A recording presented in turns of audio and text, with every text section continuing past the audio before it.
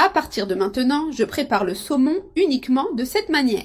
Je vais commencer par placer le saumon sur la plaque. Maintenant, je mets 3 citrons coupés en rondelles, puis j'ajoute du beurre. J'utilise du beurre non salé pour mieux contrôler la saveur. Je le répartis de cette manière pour qu'il fonde uniformément à la cuisson. Au total, j'utilise 100 g de beurre. Maintenant, j'assaisonne le saumon avec du sel, en m'assurant qu'il soit bien imprégné. J'ajoute une bonne quantité de sel pour relever la saveur. De cette façon, l'assaisonnement sera bien absorbé par la chair du saumon.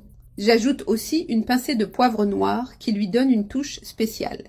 Je l'étale ainsi pour couvrir tout le saumon sur le dessus.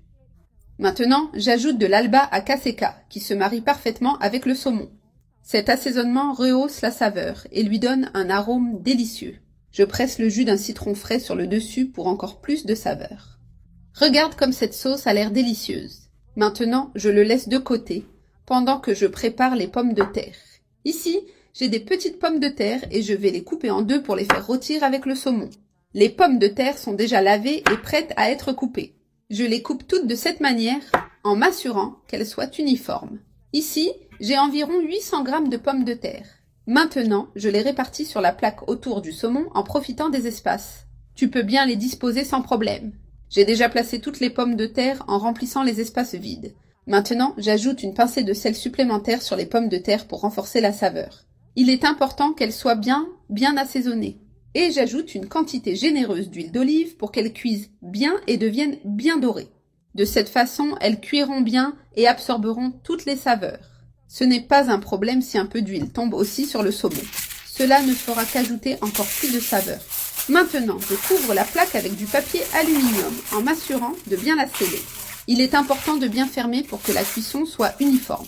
Je mets au four préchauffé à 200 degrés pendant 30 minutes. Après ce temps, je sors le plat du four et le saumon est déjà partiellement cuit. Je retire le papier aluminium et il a l'air bien juteux. Maintenant, je le remets au four pendant 15 minutes supplémentaires pour le faire dorer. Je garde la température à 200 degrés pour qu'il finisse bien de cuire. Et voilà, le saumon est parfaitement cuit. Les pommes de terre sont également bien rôties et tendres. Maintenant, je commence à servir.